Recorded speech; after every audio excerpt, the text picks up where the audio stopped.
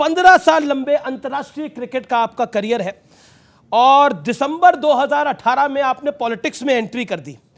तो आपकी नजर में बेहतर क्या है, पॉलिटिक्स या क्रिकेट? अच्छा, आपने पहले ही बहुत मुश्किल सवाल पूछ लिया। गुगली डाल दी है। देखिए, मैं कहीं ना कहीं प्रोफेशन से तो क्रिकेटर हूँ, क्योंकि मैंने क्रिकेट में ज़्यादा लंबा समय बिताया। लेकिन कहीं ना अगर दिल से अगर आप पूछें, पॉलिटिक्स मैंने इसलिए ज्वाइन करी थी, और ये मैंने पहले भी बोला है, बहुत ये सवाल मुझसे पूछा गया है कि मैंने पॉलिटिक्स क्यों ज्वाइन करी। देखिए, मैं ना कोई सोशल मीडिया का सेंसेशन नहीं बनना चाहता था। हमारे देश में अनफॉर्चुनेटली कोई भी चीज़ होती है, कोई भी इवेंट होता है, तो लोग सिर्फ कमरे में बैठ के उसके बारे में ट्वीट करते हैं। लेकिन अगर आप में दम है कि ज़मीन पे उतर के जिस तरीके से आप देश को देखना चाहते हैं, उस तरीके से आप ज़मीन पे उतर के अगर देश को आगे लेके जाने की आप में हिम्मत है, तो वो एक कारण था कि मैंने पॉलिटिक्स ज्वाइन करी थी। क्योंकि जो मेरा भाव देश के प्रति है वो मैं दिखाना चाहता था लोगों को, और मैं काम करके दिखाना चाहता था। ऐसे नहीं कि इसी कमरे में बैठ के या फिर कोई ट्वीट करके या अपने फॉलोअर्स बढ़ा के। ये आपने एक दिलचस्प बात बोली, लेकिन अगर हम पॉलिटिक्स की बात करें तो दिल्ली का तापमान तो बहुत बढ़ा हुआ है और उसका असर हमें राजनीति में भी दिख रहा है, पॉलिटिक्स में भी दिख रहा है। आपने एक अभियान शुरू किया है, झूठा कहीं का अभियान छेड़ दिया अरविंद केजरीवाल के खिलाफ, क्यों? देखिए, मेरे को 4 साल हुए हैं पॉलिटिक्स में, लेकिन वादे जो 8 साल पहले दिल्ली की जनता के साथ किए गए थे, वो वादे मैंने नहीं किए थे, वो दिल्ली के मुख्यमंत्री ने किए थे। वो और ऑन रिकॉर्ड है, इसमें कुछ छुपा नहीं है कि 100 स्कूल, कॉलेज, हॉस्पिटल दिल्ली को लंदन, पेरिस, न्यूयॉर्क, पता नहीं क्या क्या वादे किए गए थे। आप मुझे बताइए, आप कहते हैं कि दिल्ली में एजुकेशन में क्रांति आई है, तो फिर आंकड़े क्यों नहीं देते? आप ये बताइए, आपने पिछले 8 साल में कितने स्कूल, कॉलेज, हॉस्पिटल खोले हैं? जब आप उनसे ये सवाल पूछते हैं तो उनके पास जवाब नहीं होता। एक सवाल इसलिए मैं पूछ रहा हूं कि वैसे तो आप बड़े शांत रहते हैं, लेकिन केजरीवाल जी का नाम आते ही आप गुस्सा आ जाता है आपको। क्योंकि दिल्ली मेरे दिल में बसती है। मैं दिल्ली में पैदा हुआ, मैंने दिल्ली में पढ़ाई करी, मैं दिल्ली के लिए खेला। जितना मैंने नाम कमाया, चाहे वो अच्छा कमाया, बुरा कमाया, जो भी मैंने देश के लिए किया, वो दिल्ली की बदौलत किया। और कहीं ना कहीं मुझे याद है, जब पहली बार दिल्ली के मुख्यमंत्री इलेक्शन लड़ रहे थे, और ये शायद बहुत बार आम आदमी पार्टी इसको बोलेगी भी और चलाएगी भी, कि मेरी मदर ने भी उनको वोट दिया था। मेरी मदर को भी ये लगता था कि शायद एक ऐसा व्यक्ति आ रहा है जिसने जो प्रॉमिस किए वो फुलफिल करेंगे। तो अब आपकी मदर क्या कहती हैं? जो दिल्ली की जनता कहती है। मैं एक तस्वीर दिखाना चाहता हूँ, वो आप भी उस तस्वीर में मौजूद हैं, दिल्ली के एलजी भी मौजूद हैं। वो तस्वीर स्क्रीन पे आएगी, वो तस्वीर को प्ले कर लेते हैं। ये तस्वीर आ रही है। अब आप देखिए इस तस्वीर में क्या हो रहा है। आप पीछे खड़े हैं, अरविंद केजरीवाल खड़े हैं और एलजी साहब खड़े हैं। एलजी साहब उनको हाथ से पीछे कर रहे हैं और इसी कार्यक्रम में आप भी दिख रहे हैं व्हाइट शर्ट में। ये जो क्रेडिट वॉर है ना, ये इस देश को आगे लेके कहीं नहीं जाएगी, ना दिल्ली को आगे लेके जाएगी कि ये मैंने बनाया है, आपने बनाया है, किसने बनाया है। क्रेडिट का मतलब, आपने एक चीज़ बना दी ना, तो लोगों को उसकी तारीफ करनी चाहिए। आप अपने मुंह खोल खोल के उसकी तारीफ करेंगे, देखिए जी हमने बनाया है, 450 करोड़ की यूनिवर्सिटी आपने 40 करोड़ रुपए दिए और आपने बनाया है। जब कभी ऐसी चीज़ हुई है तो ये अंत बहुत पास है इस चीज़ का। आप कह रहे हैं अंत बहुत पास है, लेकिन केजरीवाल भावुक भी हो गए थे मनीष सिसोदिया को याद करके। वो तस्वीर में दिखाना चाहता हूँ, वो काफ़ी रोए, मतलब इमोशनल हो गए और उन्होंने बोला कि मुझे आज मनीष सिसोदिया की याद आ रही है। ऐसा आप लोगों ने क्या कर दिया है कि वो भावुक हो गए हैं? वो क्लिप देख लेते हैं, ऑडियो प्ले करिए जरा इसका।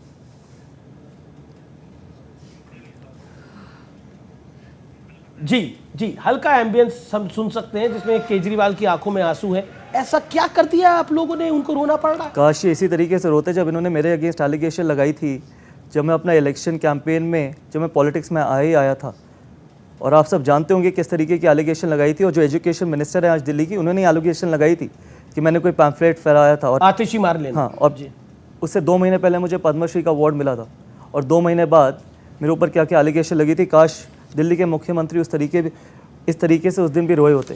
अरे बीजेपी ने क्या ऐसा कर दिया है, नरेंद्र मोदी की सरकार ने ऐसा क्या कर दिया कि इनको रोना पड़ रहा है? देखिए, करप्ट लोगों की जगह सिर्फ जेल में, और वो कोई भी हो, और वो किसी भी पार्टी का हो। एक्साइज पॉलिसी आप भी जानते हैं, मैं भी जानता हूँ, दिल्ली की जनता भी जानती है, और इस देश की जनता भी जानती है। लेकिन अरविंद केजरीवाल तो कहते हैं कट्टर ईमानदार है मनीष सिसोदिया, भगत सिंह है मनीष सिसोदिया। देखो, मैं आपको बताता हूँ एक्साइज पॉलिसी एग्जैक्ट क्या है। यहाँ पर यूथ भी बैठा है। एक्साइज पॉलिसी लेके आने का मतलब सिर्फ ये था कि 2% से 12% कमीशन बढ़ाने का सिर्फ मकसद ये था कि आप पैसे कमा के पंजाब में, गोवा में, बाकी स्टेट्स में इलेक्शन लड़ सको। अगर आप इतने ही साफ़ सुथरे थे, अगर आप इतने ही भगत सिंह जी को अपना आदर्श मानते हो, तो फिर वो एक्साइज पॉलिसी वापस क्यों ली गई? हमने तो सिर्फ एक सवाल पूछा था, कहीं अगर सच होता है तो उस चीज़ को वापस नहीं लिया जाता ना। आपने एक्साइज पॉलिसी वापस ली, आपके 2 मिनिस्टर जेल में बैठे हैं, और अगर अभी तक बेल नहीं मिल रही, कोर्ट तो इंडिपेंडेंट है, कोर्ट तो फेयर है, जुडिशरी तो फेयर है, उसके बावजूद आपके जो डिप्टी सीएम थे उनको अभी तक क्यों नहीं मिल रही है bail? Open and shut case है। जब पैसा कमाया है, गलत तरीके से पैसा कमाया है, तो फिर जगह आपकी सिर्फ तिहाड़ जेल में ही है। अरविंद केजरीवाल ने अपने घर में 45 करोड़ रुपए खर्च करे और फिर कहा गया कि ये सब बीजेपी जो है ये मैन्युफैक्चर्ड आरोप लगा रही है। क्या कहना चाहते हैं, सच्चाई आप ही बता दीजिए। देखिए, चाहे वो 45 करोड़ रुपए हो या 4.5 करोड़ रुपए हो, सवाल, अजय माकन तो कहते हैं 171 करोड़ लगाए हैं, चाहे 1 करोड़ रुपए लगाए हो जी, सवाल पैसे का नहीं है, सवाल वक्त का है, टाइमिंग का है। जिस वक्त दिल्ली की जनता कोरोना की वजह से, कोविड की वजह से घर घर भटक रही थी, उस वक्त पे अगर आपके दिल में थोड़ी सी भी इंसानियत या फिर इमोशन है दिल्ली के प्रति और इस देश के प्रति, तो आप ये कह सकते थे। आपका एक बेसिक अगर आपके इमोशंस हैं तो आप खुद खड़े होकर कह सकते थे ये जो रेनोवेशन है ये आप 4 साल बाद भी कर सकते हैं। अभी जो पैसा लग रहा है, चाहे वो 1 करोड़ रुपए हो, सकता है पीडब्ल्यूडी वगैरह ने जबरदस्ती कर दिया हो। कोई चीज़ ज़बरदस्ती होती है? मेरे घर में कोई ज़बरदस्ती घुस के रेनोवेशन तो करा नहीं सकता। मेरे बंगले में तो आज तक कोई रेनोवेशन नहीं हुई। आप जाके देख सकते हैं मेरे बंगले में कि किस तरीके की रेनोवेशन हुई है, आप खुद अपनी आंखों से देख आप सकते तो देश विदेश घूमे हैं, कभी 8 लाख का पर्दा देखा है आपने? मतलब मैं जानना चाहता हूँ आपसे। आप इंटरनेशनल क्रिकेट खेले, बहुत अच्छी अच्छी जगह पे भी रुके होंगे, मतलब कभी देखा 8 लाख का पर्दा, खुल जा सिम टाइप का दरवाजा? देखिए, ये अपने आप को आम आदमी पार्टी कहते थे, आम आदमी कहते थे अपने आप को। ये याद रखना बहुत ज़रूरी है। ये जब राजनीति में आए थे तो इन्होंने ये भी वादे किए थे कि ना हम घर लेंगे, गाड़ी लेंगे, ना बंगला लेंगे। ये वही लोग हैं। सच्चाई ये है कि दिल्ली उनके लिए सिर्फ एक मिल्किंग काऊ की तरह है। पहले ये तो अब नेतागिरी की बात थी, अब थोड़ी क्रिकेटगिरी की बात कर लेते हैं। आप आईपीएल की लखनऊ सुपर जायंट्स के मेंटोर हैं। क्या आप मानते हैं कि आईपीएल ने क्रिकेट की तकदीर और तस्वीर को दोनों को बदला है? जी हाँ, बिल्कुल। एक क्रिकेटर का टेन्योर सिर्फ 35 या 36 साल तक का ही होता है। हम बॉलीवुड की तरह या फिर पॉलिटिशियंस की तरह नहीं है जो 80-80, 90-90 साल तक काम करते हैं, जो 60 साल, 70-70 साल तक एक्टिंग करते हैं। 35 साल की उम्र में सिर्फ 15 ही लोग इंडिया के लिए खेलते हैं, बाकी लाखों बच्चे, हज़ारों बच्चे खेलते हैं क्रिकेट। तो उनके लिए फाइनेंशियल सिक्योरिटी कितनी इंपॉर्टेंट है, उनको भी अपना घर परिवार, माँ बाप को देखना है। आईपीएल ने वो प्लेटफॉर्म, वो फाइनेंशियल सिक्योरिटी उन बच्चों को दी है। थ्योरी होती है कि इंडिया की परफॉर्मेंस इफेक्ट हो जाती है जब 2 महीने आईपीएल खेलते हैं, उसका असर टीम इंडिया की परफॉर्मेंस पे पड़ता है। तो उस क्रिटिकल अप्रोच को आप कैसे देखते हैं? उस क्रिटिकल अप्रोच को शायद ये बहुत लोग नहीं बोलेंगे और मेरे को बोलना चाहिए, क्योंकि मुझे लगता है यही सच्चाई है और ये सच दुनिया के सामने आना चाहिए। जी, हमारा देश टीम ऑब्सेस्ड देश नहीं है, इंडिविजुअल ऑब्सेस्ड देश है। हम इंडिविजुअल्स को अपनी टीम से बड़ा मानते हैं। बाकी देशों में, चाहे इंग्लैंड, ऑस्ट्रेलिया, न्यूजीलैंड में टीम बड़ी है, इंडिविजुअल बड़ा नहीं है। और ये जो सारे स्टेक होल्डर्स हैं ना इंडियन क्रिकेट के, ब्रॉडकास्टर से लेके, मीडिया से लेके, सबसे लेके, अल्टीमेटली अनफॉर्चुनेटली ये एक पीआर एजेंसी बन के रह गए हैं। ब्रॉडकास्टर्स नहीं हैं। ये सिर्फ 3 लोगों को पूरा दिन दिखाएंगे। आपने 50 रन बनाए, मैंने 50 रन बनाए, पूरा दिन अगर आप मुझे दिखाएंगे तो सारी जनता को ये लगेगा मैं ही स्टार हूँ। आपको क्या बोला जाएगा कि आप बड़े अंडररेटेड खिलाड़ी हैं। अंडररेटेड कौन बनाता है? अंडररेटेड ब्रॉडकास्टर ही तो बनाता है, सोशल मीडिया ही तो बनाती है, एक्सपर्ट ही तो बनाता है। अगर मेरे बारे में पूरा दिन बोला जाए और आपके बारे में, आपकी परफॉर्मेंस के बारे में नहीं बात करी जाए, तो आप ऑटोमेटिकली अंडररेटेड हो जाएंगे। आपने भी उतनी मेहनत करी है जितनी मैंने मेहनत करी है। अगर आपकी परफॉर्मेंस को आपको क्रेडिट नहीं दिया जाएगा तो हमेशा आप अंडररेटेड ही रहेंगे, और ये सबसे बड़ी सच्चाई है। और तभी हम आगे जाके बहुत लंबे समय से अभी तक आईसीसी टूर्नामेंट इसलिए नहीं जीते क्योंकि हम इंडिविजुअल्स के साथ इतना ज़्यादा ऑब्सेस्ड हैं। जो मच अवेटेड सवाल है मैं उस पर आऊँगा थोड़ी देर के अंदर, लेकिन आपकी अब मैं जो ये अगला सेगमेंट है उसमें मैं आपको 6 खिलाड़ियों की तस्वीर दिखाऊंगा और आपसे जानने की कोशिश करूंगा, वो 2 सेट में आएगी, कि आपको इनमें से कौन लगता है जो इंडिया खेल सकता है। मुझे लगता है तिलक वर्मा के पास एबिलिटी है, और तिलक वर्मा, मैं उनको जानता नहीं हूँ किस तरीके के इंडिविजुअल है, लेकिन जितना थोड़ा बहुत मैंने आईपीएल में सुना है कि बहुत हार्ड वर्किंग है और जिस तरीके से उनमें काबिलियत है, अगर वो मेहनत करते रहेंगे, सबसे ज़्यादा इंपॉर्टेंट है कि अगर वो अपना सर ग्राउंडेड रखेंगे, अपने आप को ग्राउंडेड रखेंगे, तो उनके पास एबिलिटी है कि वो आगे जाके इंडिया खेल सकते हैं। तो शुभमन गिल आने वाले दिनों में गौतम गंभीर बन सकते हैं? नहीं, आप शुभमन गिल को कुछ भी बनने की जरूरत नहीं है, उनको शुभमन गिल ही बनने की जरूरत जी। है। और मैं कभी भी ये नहीं मानता, ये सवाल पहले भी हमारे टाइम पे भी पूछा जाता था कि क्या ये अगले युवराज सिंह बन सकते हैं, क्या ये अगले जहीर खान बन सकते हैं। किसी को कुछ बनने की जरूरत नहीं, आप सिर्फ अपने आप को जो आप खुद हैं आप वही बन जाएं, वो बहुत बड़ी चीज़ है। बहुत बढ़िया। चलिए अगली तीन तस्वीरें आ गई है। ऋतुराज गायकवाड़, रिंकू सिंह और यशस्वी जायसवाल। मेरा मानना है यशस्वी जायसवाल को इंडिया की T20 टीम में होना चाहिए, और सिर्फ एक टूर्नामेंट के लिए नहीं, अगले वर्ल्ड कप के लिए भी। अगले वर्ल्ड कप के लिए भी।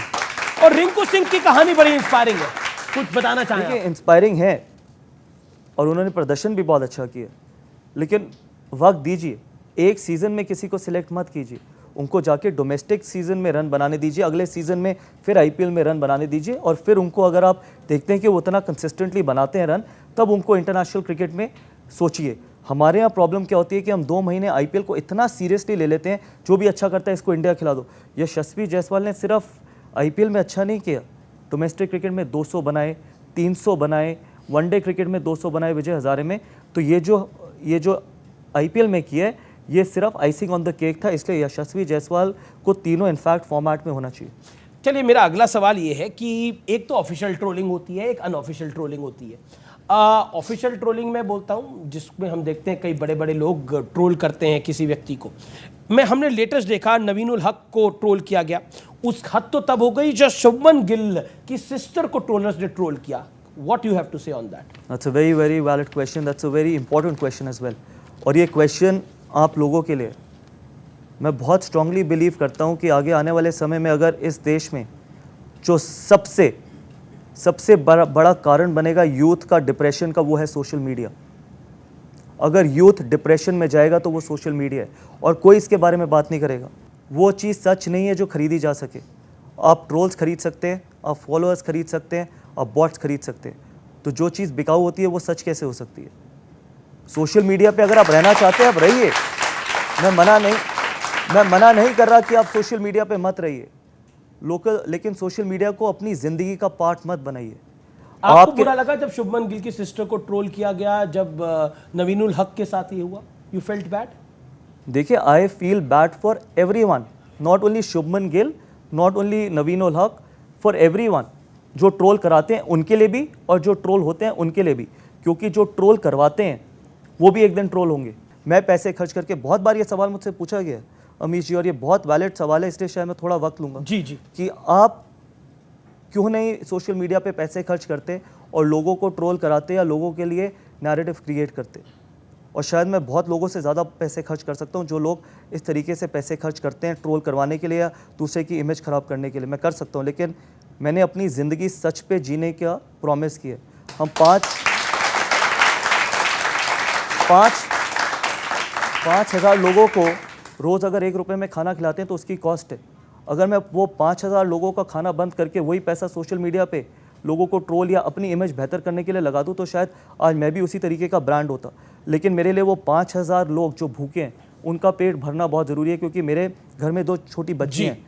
कल जब वो बड़ी होंगी तो उनको ये बोला जाएगा, अगर उनसे ये पूछा जाएगा कि आपके फादर किस तरीके के व्यक्ति थे, तो उनको खड़ा होकर ये बोलने में हिम्मत होनी चाहिए कि वो रोज़ 5,000 लोगों को खाना खिलाते थे, 5,000 लोगों को ट्रोल नहीं कराते थे। ये आपने बहुत स्ट्रांग मैसेज दिया है।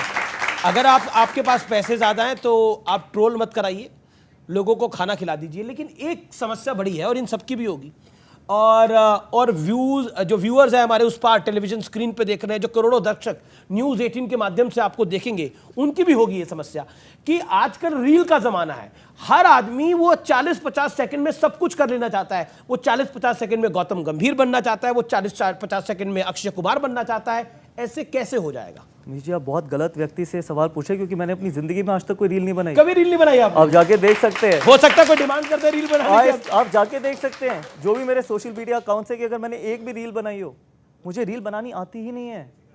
जेन्युइनली आप देख सकते हैं। डांस करना आता है आपको? वैसे ना मैंने आज तक डांस किया। वैसे घर पे तो करा होगा, मतलब। इनफैक्ट मेरी बेटियां मुझसे बोलती हैं कि आप डांस कर सकते हो, मैंने कहा नहीं, मैंने ना डांस किया ना रील बनाई। आप देख लो, मतलब जो भी मेरा अकाउंट होगा, आप जाके इंस्टाग्राम पे या जहाँ पर भी तो जो कोई भी रील बनाते हैं उनके लिए क्या करते हैं? मतलब मैं ये बोल रहा हूँ, ये तो यंग है, हम तो कई स्टार्स को देखते हैं, कई क्रिकेटर्स को देखते हैं जो रील से ही अपना जीवन चला रहे हैं। देखिए, मैंने जैसे बोला था, मैंने बहुत इंपॉर्टेंट मैसेज दे दिए। आप सोशल मीडिया पे रहिए, आप मेरी बात मत सुनिए कि मैं क्या चाहता हूँ। आप किस तरीके से सोशल मीडिया को देखते हैं वो ज़रूरी है, क्योंकि एडिक्शन किसी भी चीज़ की बहुत बुरी है, चाहे वो एडिक्शन किसी भी चीज़ की। चलिए अब मैं एक ऐसे सवाल पर आता हूं जो शायद आपसे कई बार ऑफ द रिकॉर्ड पूछा गया होगा, लेकिन पहली बार ये ऑन रिकॉर्ड मैं पूछ रहा हूं आपसे। 1 मई की रात, जगह थी लखनऊ का इकाना स्टेडियम, आईपीएल मैच था, लखनऊ सुपर जायंट्स और आरसीबी का। उस मैच के बाद ऐसा क्या हुआ था कि उसकी चर्चा अभी तक और शायद कितने और महीनों तक होती रहेगी? देखिए, मेरी क्रिकेट फील्ड में बहुत लड़ाइयाँ हुई हैं, ऐसा नहीं है कि पहले लड़ाइयाँ नहीं हुई हैं, लेकिन मैंने हमेशा उस लड़ाई को या आर्ग्यूमेंट को क्रिकेट फील्ड तक ही सीमित रखा है। 2 लोगों के बीच में आर्ग्यूमेंट हुआ और वो क्रिकेट फील्ड तक ही रहना चाहिए, उसके बाहर नहीं जाना चाहिए। बहुत लोगों ने बहुत चीज़ें बोली, बहुत लोगों ने टीआरपी के लिए बहुत चीज़ें डिमांड भी करी कि आप इंटरव्यू कर लीजिए, आप क्लैरिफाई कर लीजिए। जो चीज़ 2 व्यक्तियों के बीच में हुई है उसको क्लैरिफाई करने की कोई ज़रूरत नहीं है, और वो क्रिकेट के फील्ड में हुई है, मैदान के बीच में हुई है, ऑफ द फील्ड नहीं हुई। शायद अगर ऑफ द फील्ड हुई होती या बाहर हुई होती तो उसको आप लड़ाई कहते हैं। हीट ऑफ द मोमेंट 2 व्यक्ति अपनी टीम के लिए रिस्पेक्टिवली जीतना चाहते हैं और दोनों के पास राइट है जीतने का। लेकिन अगर आप बताना चाहें हुआ क्या था उस रात? देखिए, मैं सिर्फ इसको इतना एलाबोरेट करूँगा और इससे ज़्यादा नहीं करूँगा कि जो मैंने किया वो मैं इसको बिल्कुल एंडोर्स करता हूँ, क्योंकि मैं उस व्यक्ति के लिए करा था जो उस मैच में बिल्कुल ठीक था। अगर मुझे लगता था कि नवीन उल हक ने कुछ गलत नहीं किया था तो वो मेरा फ़र्ज़ बनता था कि उस व्यक्ति के साथ खड़ा होना, और वो मैं आखिरी दम तक खड़ा होऊंगा, चाहे वो नवीन उल हक हो, चाहे यहाँ पर आप में से कोई भी होगा। अगर मुझे लगता है कि आप ठीक हो तो मैं आपके साथ खड़ा होऊंगा, और यही मुझे सिखाया गया है और ये मैं हमेशा करूँगा, और इसी तरीके से मैं अपनी ज़िंदगी जीता हूँ। बहुत लोगों ने बहुत चीज़ें बोली कि नवीन उल हक को सपोर्ट कर रहे हैं, अपने प्लेयर को सपोर्ट नहीं कर रहे। कोई मेरा और दूसरे का प्लेयर नहीं था। अगर मेरी टीम का प्लेयर भी गलत होता है तो मैं उसके साथ कभी भी नहीं खड़ा होता। अगर मुझे लगता था कि वो ठीक थे तो मेरा पूरा फर्ज आपने बनता था। स्टैंड लिया। बिल्कुल, और मैं हमेशा अपनी ज़िंदगी इसी तरीके से जीता हूँ और जीता रहूँगा। लेकिन आज के दौर में लोग स्टैंड लेने से डरते हैं, और मैं एक सवाल आपसे ये पूछना चाहता हूँ, और ये सवाल मैं इसलिए पूछ रहा हूँ कि इस पर बहुत सारी चर्चाएं हुई, बहुत सारे लोगों ने बहुत कुछ लिखा, बहुत सारे लोगों ने मीडिया में भी बहुत कुछ बोला। मैं डिटेलिंग पे नहीं आऊँगा, लेकिन विराट कोहली और गौतम गंभीर का रिश्ता क्या है? क्योंकि इस रिश्ते में हमने मिठास भी बहुत देखी है एक टाइम पर। आपने अपना मैन ऑफ द मैच दे दिया था विराट कोहली को। देखिए, ये सही बात है, शायद आपको पता हो, लेकिन विराट कोहली को अपना man of the match Gautam गंभीर ने दिया था। लोग कह रहे हैं देखा हुआ है हमने। देखिए, मैं नॉर्मली अपने रिश्ते एक्सप्लेन नहीं करता। ये सवाल मुझसे ना MS धोनी के लिए भी पूछा जाता था कि आपका और MS धोनी का क्या रिश्ता है। जो रिश्ता मेरा MS धोनी का है वही रिश्ता मेरा और विराट कोहली का है। मेरे को मेरी लड़ाई विराट कोहली या MS धोनी या XYZ किसी खिलाड़ी से पर्सनल नहीं है। लड़ाई सिर्फ मैदान के बीच की है। वो भी जीतना चाहते हैं और मैं भी जीतना चाहता हूँ, और वो लड़ाई मैदान तक ही रहनी चाहिए। मैं आज भी उन सारे खिलाड़ियों की इज्जत करता हूँ जिनके साथ मैं खेला हूँ, चाहे वो 1 मैच खेले हों, चाहे वो 100 मैच खेले हों, क्योंकि अपने देश के लिए 1 मैच खेलना मुझे पता है कि कितनी मेहनत लगती है। जब आप अपने देश 140 करोड़ देशवासियों को रिप्रेजेंट करते हो तो उसका सम्मान, उसकी इज्जत करना बहुत ज़रूरी है। तो मैं हर उस खिलाड़ी का सम्मान करता हूँ और करता रहूँगा जिनके साथ मैं खेला हूँ, जिन्होंने देश के लिए नाम रोशन किया है। जी, आप दोनों ही महान खिलाड़ी हैं और मैं आपकी बात की रिस्पेक्ट करता हूं कि आपने बोला जो फील्ड पे हुआ मैं उसके ऊपर नहीं बोलूंगा, मैं उस बात की रिस्पेक्ट करता हूं। लेकिन क्योंकि अब मैं फील्ड की बात नहीं करता, ऑफ फील्ड की बात करता हूं। एक बात बताइए, आप लोग वर्ल्ड कप खेलते थे, युवराज सिंह, मोहम्मद के, विराट कोहली, सचिन तेंदुलकर, मतलब वो नाम जो कि भारतीय क्रिकेट के मतलब बुलंद सितारे हैं, गौतम गंभीर, मतलब तो कभी खाने को लेकर कोई चर्चा होती थी? कि हमने सुना कि युवराज सिंह खाने का ऑर्डर अपने हिसाब से करते थे, मतलब कुछ अगर आप बताना चाहें तो। नहीं, मैं भी बहुत 2007 में ये वीरेंद्र सहवाग ने ऑन रिकॉर्ड बोला है कि 1 महीने हम साउथ अफ्रीका थे T20 वर्ल्ड कप के लिए, और शायद 1 महीने मैंने और सहवाग ने इकट्ठे लंच और डिनर किया था, और हमने एक ही ऑर्डर किया, सेम खाना, 1 महीना अब एक ही खाना। वो जब भी मैंने रूम सर्विस ऑर्डर किया, मैंने एक ही खाना ऑर्डर किया, कॉर्न पालक और दाल मखनी, दैट्स इट। ये मैंने 20 दिन सेम लंच और डिनर किए। 20 दिन 20 दिन तो बोर नहीं होते थे आप खा मैं नहीं बोर होता था, वो बोर हो जाते थे। तो वो बोलते नहीं थे कुछ और मंगवा दो भाई आज? बोलते थे, लेकिन वो एक, क्योंकि मेरे को वो पसंद था इसलिए मैं मंगवाता था, क्योंकि वो मेरे रूम में ही आके खाते थे। अच्छा, इसके अलावा इरफान पठान भी हैं, युवराज सिंह भी है, तो ज्यादा खाने का शौकीन कौन था, घूमने का शौकीन कौन था, पार्टी का शौकीन इरफान कौन था? पठान बहुत खाने के शौकीन है, अभी भी शौकीन है। इनफैक्ट अब ज़्यादा शौकीन होंगे, क्योंकि मैं उनके साथ कई बार कमेंट्री करता हूँ, तो वो कमेंट्री स्टूडियो में भी वो खाना मंगवाते हैं बाहर से, वो केक्स मंगवाते हैं, पेस्ट्री मंगवाते हैं। तो इरफान पठान को बहुत शौक है खाने मैंने का। सुना है वो एक दिन बिरयानी खा रहे थे और क्रिकेट मैच था, बॉलिंग करनी थी, शायद सचिन तेंदुलकर ने उनको काफी घूर के देखा कि इतना तुम कैसे खा रहे हो? नहीं, वो खा सकते थे और उसके बाद उसी तरीके से गेंदबाजी भी कर सकते थे। जी। चलिए आगे बढ़ते हैं। और पार्टी का शौकीन कौन था, वो सवाल का जवाब नहीं दिया आपने। देखिए, मैं नहीं था कौन, वो बताइए। युवराज सिंह था, हरभजन सिंह था, जहीर खान, बहुत खिलाड़ी है, ऐसे नहीं है कि एक दो, बट युवराज सिंह की उस तरीके की पर्सनालिटी थी, लेकिन कमाल के खिलाड़ी भी थे। युवराज सिंह मुझे लगता है हिंदुस्तान की क्रिकेट के, फिर अगेन अंडररेटेड इसलिए कहूँगा क्योंकि मीडिया ने उतनी उनकी तारीफ नहीं करी जितनी बाकियों की करी। शायद 2 वर्ल्ड कप अगर किसी ने जिताए हों, वो युवराज सिंह थे। मुझे लगता है कि वाइट बॉल क्रिकेट के सबसे बेहतरीन बल्लेबाज हिंदुस्तान की हिस्ट्री में अगर कोई हुए हैं तो वो युवराज सिंह हुए। बहुत बड़ी बात आप कह रहे हैं। और एक और बात, क्योंकि युवराज सिंह की बात चली है तो दूर तक जाएगी।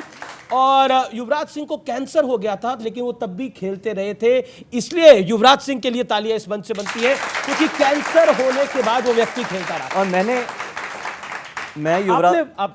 युवराज सिंह के साथ खून की उल्टी आई अंडर 16 से लेके इंडिया तक खेला हूँ। अंडर 16 वो पंजाब के लिए खेलते थे, मैं दिल्ली के लिए खेलता था, वो अंडर 19 इकट्ठे खेले, फिर रणजी ट्रॉफी अगेंस्ट खेले। मैंने उससे ज़्यादा टैलेंटेड खिलाड़ी आज तक, मुझे नहीं पता आगे क्या होगा, आज तक अभी तक हिंदुस्तान में पैदा होता हुआ नहीं देखा। बहुत अनफॉर्चुनेट थे कि वो 100 टेस्ट मैच नहीं खेल पाए, क्योंकि वो उस एरा में खेला था जब वीरेंद्र सहवाग, मैं, राहुल द्रविड़, सचिन तेंदुलकर, वीवीएस लक्ष्मण, सौरव गांगुली थे और MS धोनी थे उस टेस्ट टीम में। युवराज सिंह को मिडिल ऑर्डर में उतनी जगह मिली नहीं तो युवराज सिंह ऐसे खिलाड़ी थे कि शायद कितने ही रिकॉर्ड वो तोड़ते वो खुद नहीं जानते। और आपने जहाँ तक सवाल किया, मैंने वो देखा था किस तरीके से वो सफ़र कर रहे थे 2011 में, उसके बावजूद जिस तरीके की उनकी परफॉर्मेंस रही है। वो हमेशा ही कहते हैं कि मैंने वर्ल्ड कप जिताया, लेकिन मेरा मानना ये था कि हमारे को अगर वर्ल्ड कप तक फाइनल तक अगर कोई लेके आया, चाहे वो T20 वर्ल्ड कप हो या वो 2011 का वर्ल्ड कप हो, तो युवराज सिंह दोनों टूर्नामेंट में शायद मैन ऑफ द टूर्नामेंट थे वो। एग्जैक्टली मुझे पता नहीं, लेकिन फिर अनफॉर्चुनेट है कि हम बात करते हैं जब 2007 वर्ल्ड कप की तो किस युवराज सिंह का नाम नहीं लेते, हम 2011 की बात करते हैं वर्ल्ड कप की तो हम युवराज सिंह का नाम नहीं लेते। क्यों नहीं लेते? ये सिर्फ और सिर्फ मार्केटिंग, PR और सिर्फ एक इंडिविजुअल को बाकियों से बड़ा दिखाना और बाकियों को छोटा दिखाना। तो अंडररेटेड कोई नहीं होता, अंडररेटेड सिर्फ PR और बड़ा दिखाने का प्रयास होता है। ये आपको भी पता है जी, आपको पता ही है कि 2007 और 11 वर्ल्ड कप किसने जिताया। हम सब को बार बार ये बोला गया, कोई एक इंडिविजुअल ने नहीं जिताया, पूरी टीम ने जिताया और पूरी टीम ही जिताती है। कोई बड़ा टूर्नामेंट एक व्यक्ति नहीं जिता पाता। अगर जिता पाता तो आज भारत शायद 5 या 10 वर्ल्ड कप जीत चुका होता। एक बात तो ये भी कही जाती है, मैं आऊंगा इस विषय पर, कि 1983 में जो हम वर्ल्ड कप जीते उसमें कपिल देव और मोहिंदर अमरनाथ का बहुत बड़ा कितने लोग बात करते हैं मोहिंदर अमरनाथ की, आप बताइए। नहीं, पर हम सब जानते हैं, आप जानते हैं। इनमें से एक भी व्यक्ति से पूछिए कि मोहिंदर अमरनाथ की आपने कितनी बार तस्वीर देखी है, मोहिंदर अमरनाथ जी की क्या परफॉर्मेंस थी वर्ल्ड कप फाइनल में, आपने सिर्फ कोई कुछ कहना चाहे ट्रॉफी उठाते हुए देखा है ना कपिल देव जी को जी। और सेमीफाइनल में man of the match Mohinder Amarnath ji थे, फाइनल में man of the match Mohinder Amarnath ji थे। आप में से किसी को पता है कि फाइनल में man of the match Mohinder Amarnath ji थे? ये प्रॉब्लम है, क्योंकि आज तक सिर्फ एक ही तस्वीर दिखाई जाती है 1983 की कि कपिल देव जी वो ट्रॉफी उठा रहे हैं। मोहिंदर अमरनाथ जी की भी दिखा दीजिए, दोनों सेमीफाइनल और फाइनल में मैन ऑफ द मैच थे। नहीं, आज इस माध्यम से हम तस्वीर भी दिखा रहे हैं मोहिंदर अमरनाथ और कपिल देव की। और मैं ऑन रिकॉर्ड कहना चाहता हूं, 1983 में कपिल देव और मोहिंदर नाथ थे, तो 2011 में सचिन तेंदुलकर और गौतम गंभीर थे और युवराज सिंह थे। नहीं, ये लोग थे, सब थे। आजकल कुछ क्रिकेटर्स विज्ञापन में पान मसाले की ऐड कर रहे हैं, पान मसाला बेच रहे हैं। इसमें सीनियर खिलाड़ी भी हैं, इसमें आपके साथ खेले हुए खिलाड़ी भी हैं। क्यों ऐसी आवश्यकता क्यों पड़ गई? डिस्गस्टिंग एंड डिसअपॉइंटिंग, सिर्फ 2 वर्ड कहना आप कह रहे हैं डिस्गस्टिंग एंड डिसअपॉइंटिंग? यस। क्यों डिस्गस्टिंग? इसलिए क्योंकि मैंने अपने जीवन में कभी ये नहीं सोचा था कि कोई खिलाड़ी एक पान मसाला की ऐड करेगा। और डिसअपॉइंटिंग इसलिए क्योंकि मैं बार बार एक ही चीज़ कहता हूँ और कहता रहूँगा कि अपने रोल मॉडल बहुत सोच समझ के चुनना। नाम ज़रूरी नहीं है, काम ज़रूरी है। कोई भी हो, आप अपने नाम से नहीं पहचाने जाते, आप अपने कामों से पहचाने जाते हैं। करोड़ों युवाओं को देख रहे होंगे और पैसा इतना इम्पोर्टेंट नहीं है कि आप किसी पान मसाले की ऐड करेंगे। बहुत और तरीके हैं पैसा कमाने के। और शायद अगर थोड़ा पैसा छोड़ना भी पड़े, क्योंकि आप बहुत युवाओं के रोल मॉडल हैं, तो छोड़ने की हिम्मत होनी चाहिए। और मैं अपने आप को कोई उस शैली में नहीं लेके जाना चाहता। 2018 में जब मैंने स्टेप डाउन किया था दिल्ली कैपिटल्स की कैप्टनसी से, तो मैंने 3 करोड़ रुपए छोड़े थे। और वो 3 करोड़ रुपए मैं ले सकता था, लेकिन मैंने इसलिए छोड़े थे क्योंकि मैं हमेशा ये मानता हूँ, I should only get what I deserve, not what I want. आप पान मसाला की ऐड कर रहे हैं। अमीश जी आप बताइए, अक्षय कुमार ने ऐड करी, फिल्म स्टार ऐड करते हैं तो हम इतना उनके बारे में उनको क्रिटिसाइज करते हैं। अपोलोजाइज किया था उससे जी। किसकी अपॉलॉजी आई अभी तक? शायद ये सुनने के बाद आए। किसने इस बारे में बात करी? आप बताइए, आप इतना बड़ा न्यूज़ चैनल लगाते हैं, बताइए एक खिलाड़ी ने बात करी? और आप क्यों नहीं बात और आप करते? आप देशभक्ति की बात करते हैं, आप नेशनलिज्म की बात करते हैं, आप इंडिया फर्स्ट की बात करते हैं, आप देश को महान बोलते हैं। आप भी तो करोड़ों लाखों बच्चों की रोल मॉडल हैं। क्या सीख रहे होंगे वो बच्चे? कल अगर 21 साल का बच्चा या 22 साल का बच्चा या फिर कोई युवा खिलाड़ी पान मसाले की ऐड करने लग जाए, क्या किसी में दम होगा उसको मना करने का? वो भी तो कल उठ के ये कह सकता है कि आप भी तो करते थे, आपने भी तो दो लेजेंड्स कर रहे हैं, आपने भी तो करा था। तो आप क्या ट्रेंड सेट कर रहे हैं? छोड़ने की हिम्मत। तो आपके तो दोस्त हैं, फोन उठा के नहीं बोल सकते कि क्यों करा आपने। देखिए वो बहुत पर्सनल है, वो बहुत पर्सनल डिसीजन है। और एक व्यक्ति की सबसे बड़ी शक्ति होती है छोड़ने की हिम्मत। क्या आप में वो शक्ति है कि आप कोई चीज़ छोड़ सकें? लेना तो सब कुछ हर चीज़ चाहता है, शायद मैं भी चाहता हूँ कि मुझे सब कुछ मिल जाए, लेकिन बहुत कम ऐसे व्यक्ति होते हैं जो छोड़ने की हिम्मत रखें। सचिन तेंदुलकर जी ने बोला ना कि उनको कितने 20 करोड़ या 30 करोड़ रुपए ऑफर हुए थे, लेकिन उन्होंने अपने फादर को प्रॉमिस किया था कि मैं कभी भी गुटखे की या फिर कभी भी पान मसाले की ऐड नहीं करूँगा। 20 करोड़ रुपए छोड़े ना, तभी वो रोल मॉडल हैं। और वो ऐसे ही रोल मॉडल्स चाहिए। वाकई ये जो विषय है ये बड़ा इंपॉर्टेंट था, इसीलिए मैंने और आपने बहुत अच्छा, क्योंकि मेरे को नहीं लगता कि कोई और मीडिया ने कभी भी इस बारे में किसी से कोई सवाल पूछा होगा। नहीं, क्योंकि ये सवाल इसलिए पूछना जरूरी है कि ये जो क्रिकेटर्स हैं ये भारत में एक बड़े रोल मॉडल्स होते हैं। लोग नेताओं से ज्यादा, एक्टर से ज्यादा इन पे भरोसा करते हैं। और आप कभी मौका मिले आपको इंटरव्यू करने का, तो आप उनसे भी ये सवाल बिल्कुल मैं पूछूंगा, मेरे को मौका मिलेगा तो मैं जरूर सवाल पूछूंगा। और वो दोनों भी लेजेंड है और मुझे उम्मीद है कि वो निश्चित तौर पर वो भी इसको सुनेंगे। लेकिन अगला सवाल जो मेरा वो है ये कि हम क्रिकेट को लेकर बहुत सारी बातें करते हैं, लेकिन एक खिलाड़ी के तौर पर क्या आपको लगता है कि भारत और पाकिस्तान के बीच में मैच होना चाहिए? व्हाट यू हैव टू नहीं होना। देखिए नहीं होना चाहिए जब तक, और इसके बारे में मेरे को बहुत क्रिटिसाइज किया गया है। और मैं हमेशा मानता हूं कि कोई क्रिकेट मैच, कोई भी इवेंट हमारे जवानों की ज़िंदगी से बड़ा नहीं है। कोई भी इवेंट, और ये रियलिटी है। किसी तरीके का इवेंट, चाहे वो, आपने जैसे ही बोला उधर से भारत माता की जय के नारे आ गए, यही पब्लिक सेंटिमेंट है। देखिए आप भारत माता की जय की जगह अगर आप भारत माता को जय करेंगे ना, आपको भारत माता की जय बोलने की ज़रूरत नहीं पड़ेगी। भारत माता को जय करना मतलब यहाँ पर लड़कियाँ भी बैठी हैं, जो यहाँ पर लड़के बैठे हैं, अगर आप इनकी इज्जत करना सीखेंगे, वो असली भारत माता को जय होगी। तो जी, इंडिया पाकिस्तान का मैच या फिर कोई भी स्पोर्टिंग इवेंट इसलिए नहीं होना चाहिए जब तक ये क्रॉस बॉर्डर टेररिज्म ख़त्म नहीं होता। और फिर आप मुझसे अगला सवाल ये पूछेंगे कि क्या पाकिस्तान को इंडिया से वर्ल्ड कप खेलना चाहिए? देखिए वर्ल्ड कप और बायलैटरल में ज़मीन आसमान का फ़र्क है। बायलैटरल 2 देशों के बोर्ड डिसाइड करते हैं, और बहुत बार अभी जब भारत, अगर पाकिस्तान इंडिया आती है वर्ल्ड कप खेलने के लिए, तो फिर ये बोला जाएगा कि देखिए जी फिर से भारत खेलना शुरू हो गया। वर्ल्ड कप और आईसीसी इवेंट्स आईसीसी कंट्रोल करता है, बायलैटरल सीरीज़ 2 बोर्ड्स कंट्रोल करते हैं। तो जहाँ बीसीसीआई का सवाल है, बीसीसीआई ने अपना स्टैंड बिल्कुल क्लियर कर दिया है कि बायलैटरल टूर्नामेंट्स नहीं होंगे।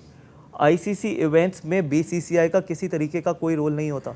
तो जब ये सोशल मीडिया पे या बाकी जगहों पे बोला जाता है ना कि देखिए फिर भारत ने खेलना शुरू कर दिया, या फिर एक व्यक्ति ने बोला था कि नहीं होना चाहिए, वो वहाँ पर कमेंट्री कर रहे हैं, लेकिन रियलिटी ये है कि आईसीसी में किसी का कंट्रोल नहीं होता। लेकिन ये पीसीबी बार बार धमकी क्यों देता है, अगर आप नहीं आओगे तो हम भी नहीं आएंगे? उनकी मर्जी है। पीसीबी की हैसियत कैसी है वैसे? देखिए, मैं पीसीबी के बारे में नहीं जानता, और अल्टीमेटली अगर किसी से भी आप सवाल पूछेंगे तो सिर्फ भारत ने नहीं बोला, इनफैक्ट श्रीलंका ने मना कर दिया, अफगानिस्तान ने मना कर दिया कि हम भारत के साथ हैं। अगर आप न्यूट्रल वेन्यू पे खेलना चाहते हैं तो हम न्यूट्रल वेन्यू पे खेलने के लिए राजी हैं। एक सवाल पाकिस्तान की टीम आपको बहुत मिस करती है। वो कहती है कि अब गौतम गंभीर नहीं खेलते हैं हमारे साथ। ऐसा क्यों है? और भारत की टीम भी आपको मिस करती है। अभी इरफान पठान की हमने वो बाइट चलाई जिसमें उन्होंने बोला कि जब भी पाकिस्तान के खिलाफ मैच होता था हम तो गौतम गंभीर को खुला छोड़ देते। ये झूठ है। मुझसे ज्यादा लड़ाई तो वो लड़ते थे, क्योंकि दिखाई मेरी लड़ाई जाती थी, क्योंकि टीआरपी ज्यादा मिलती थी। मुझसे ज्यादा लड़ाइयां तो इरफान पठान ने लड़ी हैं। अच्छा, आप बोलते क्या थे उनको, मतलब अगर बताना और ये सच, आप इरफान पठान को किसी दिन शो पे सबसे बुलाना। लड़ाई तो अफरीदी से हुई आपकी, शायद अफरीदी से हुई लड़ाई, लेकिन इरफान पठान की तो मुझे लगता है 5 या 6 खिलाड़ियों से हो रखी है लड़ाई, लेकिन वो दिखाई नहीं जाती थी। मेरी लड़ाइयां दिखाई जाती है, वही फर्क है सिर्फ। अच्छा, एक बात आपको मतलब बोला जाता था कि पाकिस्तान के मैच में आप एंग्री मैन बन जाते हैं। नहीं, ऐसा कुछ नहीं है। मैंने इनफैक्ट मेरी शेन वॉटसन से भी लड़ाई हुई है। नहीं, वो पता है मुझे, शेन वॉटसन से भी, और इनफैक्ट शेन वॉटसन की लड़ाई के बाद तो मैं मैन ऑफ द सीरीज मैंने खोई थी अपनी। मैन ऑफ द सीरीज कोई गुस्सा नाक पे रहता है आपकी? नहीं, ऐसा गुस्सा नाक पे नहीं रहता, कि आप जीतने के लिए खेलते हैं, और जीतने के बाद कभी मेरी ऑफ द फील्ड किसी से लड़ाई नहीं हुई। देखिए, शेन वॉटसन की लड़ाई की उतनी चर्चा नहीं होती जितनी पाकिस्तान कहते हैं क्योंकि एक गंभीर काफी है पाकिस्तान के लिए। क्योंकि मीडिया को टीआरपी मिलती है ना उससे। अभी भी दुनिया के किसी कोने में भारत और पाकिस्तान का मैच हो तो एक पोस्टर 4 पोस्टर में जरूर दिख जाते हैं जिसमें कहते हैं एक गंभीर काफी है। देखिए, मीडिया ऐसा बोलते क्या थे आप, ये आप लोग भी जानना चाहेंगे ना? ये मीडिया को टीआरपी मिलती है और कोई कारण नहीं है। अब मैं बॉलीवुड और क्रिकेट पर आता हूं। हमने बॉलीवुड और क्रिकेट की बड़ी जोड़ी देखी है, मंसूर अली खान, शर्मिला टैगोर, हरभजन सिंह, गीता बसरा, विराट कोहली, अनुष्का शर्मा, केएल राहुल आज के युग में, और अथिया शेट्टी। इसको आप कैसे मानते हैं, और क्या आपका झुकाव कभी बॉलीवुड के साथ नहीं रहा? नहीं, मैं बहुत खुश हूँ अपनी ज़िंदगी में। और दूसरी चीज़ एक, देखिए, बहुत पर्सनल, अल्टीमेटली ये बहुत पर्सनल डिसीजंस हैं, और देखिए जिन भी लोगों का आपने नाम लिया सब खुश रहने चाहिए। मेरी यही भगवान से प्रार्थना है कि वो खुश रहें, और अगर वो खुश हैं उससे बेहतर कोई भी चीज़ नहीं हो सकती। तो कभी आपका झुकाव नहीं रहा कभी बॉलीवुड से? कभी आप जाते हो आते हो कुछ? देखिए, ना मैं पार्टी करता जी, ना मैंने आज तक अल्कोहल टेस्ट करी, ना मैंने आज तक सिगरेट को छुआ, ना मैंने आज तक चाय पी, ना मैंने आज तक कॉफ़ी पी। चाय कॉफी भी नहीं पीते? आप पूछ सकते हैं किसी से। तो क्या पीते हैं फिर आप? पानी। और ये आप किसी भी खिलाड़ी से भी पूछ सकते हैं कि उन्होंने कभी, ना मैंने चाय टेस्ट करी ना कॉफ़ी।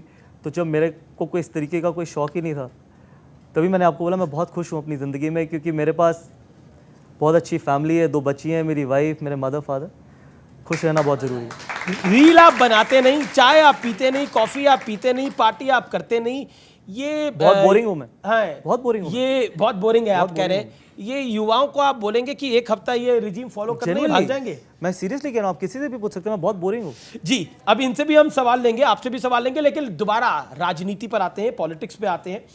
इस देश में नई संसद बनी, आप भी वहां थे, मैं भी वहां था, लेकिन जो पॉलिटिक्स उसको लेके हुई और जिस तरह की पॉलिटिक्स हुई, कांग्रेस से लेके आम आदमी पार्टी तक अधिकतर ऑपोजिशन ने उसका बॉयकॉट किया। क्या कहना चाहते हैं आप? देखिए, इसके अलावा उनके पास किसी तरीके की कोई राजनीति रह नहीं गई है बॉयकॉट करने के अलावा। संसद बना है, वो ऐसा तो है नहीं कि आप बॉयकॉट करें तो आप वहाँ पर जाके बैठेंगे नहीं जब सेशन होगा, आप वहाँ पर जाके आर्ग्यू भी करेंगे, आप वहाँ पर जाके एलिगेशंस भी लगाएंगे। जी, कोई चीज़ एक देश के लिए इतनी बड़ी चीज़ बन रही है, आप जाके वहाँ पर बैठिए, आप जाके वहाँ पर हिस्सा बनिए इतनी बड़ी सेलिब्रेशन का। आप बात कर रहे हैं, मैं 2024 की बात करता हूं। 2024 में मोदी वर्सेस ऑल होता हुआ हम देख रहे हैं। अरविंद केजरीवाल से लेकर नीतीश कुमार, राहुल गांधी, सब शायद एक मंच पर आएंगे मोदी को हराने के लिए। और जब आप भी सांसद का अगला चुनाव लड़ेंगे तो आपके सामने भी हो सकता है कंबाइंड ऑपोजिशन आए। How do you see it, Modi versus all? Bring it on, इससे बेहतर क्या चीज़ है? Bring it on. इससे ये पता चलता है कि सामने अगर झुंड है और आप अकेले खड़े हो तो वो लड़ाई लड़ने का मज़ा है ना। उस लड़ाई लड़ने का क्या मज़ा है जब आपके साथ 20 लोग खड़े हो और सामने वाला एक हो। जब सामने वाले 20 और आप अकेले खड़े हो तो वो लड़ाई में मज़ा है। अगर वो लड़ाई आप जीत सकते हो उससे बेहतर लड़ाई ना पड़ जाए। कोई बात नहीं, पूरे दम से लड़ेंगे, सच्चाई के साथ लड़ेंगे, ईमानदारी के साथ लड़ेंगे और जो काम किए 9 साल में उस तरीके से लड़ेंगे और इसी को तो लड़ाई कहते हैं।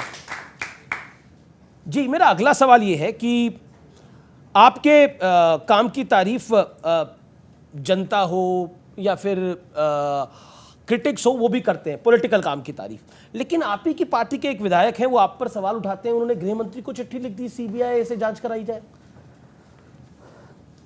देखिए, ऐसा नहीं है कि मेरे काम की तारीफ क्रिटिक्स भी करते हैं और मेरे काम की तारीफ, मेरे कामों को क्रिटिसाइज़ भी बहुत लोग करते हैं। मेरे पॉलिटिकल करियर को अभी तक बहुत क्रिटिसाइज़ किया गया और आम आदमी पार्टी तो करेगी, लाजमी है, वो हर तरीके से। बीजेपी का विधायक क्यों कर रहा है? बीजेपी का विधायक कर रहा है क्योंकि वो बीजेपी के विधायक, मुझे नहीं पता क्या कारण है, क्योंकि वो ऐसे विधायक हैं, आप बिलीव करना कि हम 15 साल बाद नहीं 23 या 24 साल बाद वो सीट जीते थे और वहाँ पर मेरे फादर का पिछले 35 साल से ऑफिस था गांधीनगर। उससे पहले 15 साल वहाँ पर लवली जी विधायक रहे कांग्रेस से और मैंने 103 बुखार में रोड शो किया था, गली गली गया था, क्योंकि मुझे लगता था कि जहाँ का मैं एमपी हूँ, मेरे फादर का वहाँ पर ऑफिस है पिछले 40 साल से, वहाँ पर हमारा विधायक होना चाहिए। और ये विधायक आम आदमी पार्टी से आए थे, ऐसा नहीं है कि ये बीजेपी में थे, आम आदमी पार्टी से ये इंपोर्ट किए गए थे। उसके बावजूद अगर आप अच्छे काम को रोकेंगे, अगर आप गृह मंत्री जी को लेटर लिखेंगे या फिर आप सीबीआई इंक्वायरी करवाएंगे, मुझे किसी कूड़ेघर को अपने नाम करने की ज़रूरत नहीं है। ऊपर वाले ने मुझे इतना दिया है कि मैं बहुत सक्षम हूँ। अब आखिरी राउंड है और ये जो राउंड है ये तस्वीरों वाला राउंड है। इसमें हम कुछ तस्वीरें दिखाएंगे और पहले राउंड की तस्वीरें आती हैं। पहली तस्वीर आ रही है सामने है टीवी। जी जी जी, पहली राउंड की जो तस्वीर आ रही है, आइए देखते हैं कौन सी है। राहुल गांधी, क्या कहना चाहते हैं आप इनके बारे में? देखिए, मैं बहुत ज़्यादा जानता नहीं हूँ, इसलिए मेरे को किसी भी व्यक्ति के बारे में पर्सनली बोलना अच्छा नहीं लगता, लेकिन सिर्फ मैं इतना ही कहना चाहूँगा कि आप लड़ाई अपनी ज़मीन पर रह के लड़िए, देश से बाहर जाके नहीं। क्योंकि मेरे को यही चीज़ सिखाई गई थी जी। जब हम मुझे याद है, मैं अपने पहले टूर पे इंडिया ए के टूर पे गया था इंग्लैंड, और उस टाइम मैं 17 या 18 साल का था, 17 साल का होऊंगा शायद। और ये चीज़ बोली गई थी जब मैं फ़्लाइट ले रहा था, शायद वो मेरी पहली या दूसरी फ़्लाइट थी, पहली बार मैं यूके गया था जी। कि कोई भी आपसे बाहर कोई सवाल पूछे तो हमेशा अपने देश के बारे में अच्छा ही बोलना। अगर आपको क्रिटिसाइज़ करना है तो वापस आके करना। पॉइंट जी। और ये मैं जब मैं 17 साल का था, आज मैं 41 साल का हूँ, मैं इसलिए नहीं कह रहा। आप तो 17 साल में वो समझ गए थे, नहीं, तो 50 से ऊपर हो चुके हैं। देखिए, मैं इसलिए नहीं, वो मेरा अलग प्रोफेशन था, मैं उस टाइम पे क्रिकेटर था, ये नेता हैं। आप बहुत पसंद करते हैं इनको, अरविंद केजरीवाल। मेगालोमेनियक, ये कहना चाहते हैं आप इनके? इसका मतलब भी समझा देता हूँ। जी जी जी, एक लाइन में। एक लाइन तो बड़ा मुश्किल है। मेगालोमेनियक का मतलब होता है जो अपने से ऊपर किसी और को नहीं देख सकते। अगली तस्वीर देख लेते हैं किसकी आ रही है। गौतम गंभीर और विराट कोहली। ये शायद वही तस्वीर है जिसमें आपने अपना मैन ऑफ द मैच शायद दे दिया था। Lot of respect what he is done for India. बहुत शानदार, बहुत शानदार। शैन वॉटसन एंड गंभीर,